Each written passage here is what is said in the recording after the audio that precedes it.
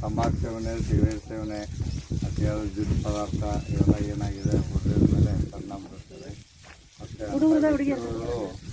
Corona ಬಂದ ಸಂದರ್ಭದಲ್ಲಿ ಅವ್ರಿಗೆ ಹೆಚ್ಚು ಹುಡುಗರು ಗಂಡು ಹುಡುಗರು ಬೇರೆ ಹೆಣ್ಮಕ್ಳಿಗೆ ಬೇರೆ.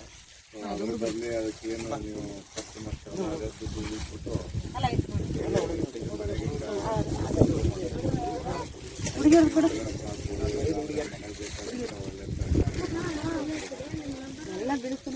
ಚಟ ಮಾಡಿದ್ರೆ ನೀವು ಒಬ್ಬರು ಮಾಡ್ಬೇಕು.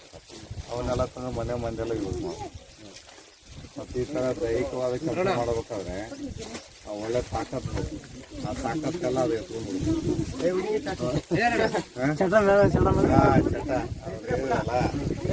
ಎಲ್ಲ ಇದು ಸರಾಯಿ ಕುಡಿಯೋದಾಯ್ತು ಅಥವಾ ತಂಬಾಕು ನಿಮಗೆಲ್ಲ ಅದೃಷ್ಟವಂತರು ನೀವೆಲ್ಲ ಒಳ್ಳೆ ಗಾಳಿ ಮಟ್ಟದಲ್ಲಿ ಒಳ್ಳೆ ಗಾಳಿ ಬೆಳಕು ಬೇಕಂದ್ರೆ ದುಡ್ಡು ಕೊಡ್ಬೇಕಂತ ನೀವೆಲ್ಲ ಅದೃಷ್ಟವಂತರು ಅಂತ ಹೇಳ್ಬೋದು.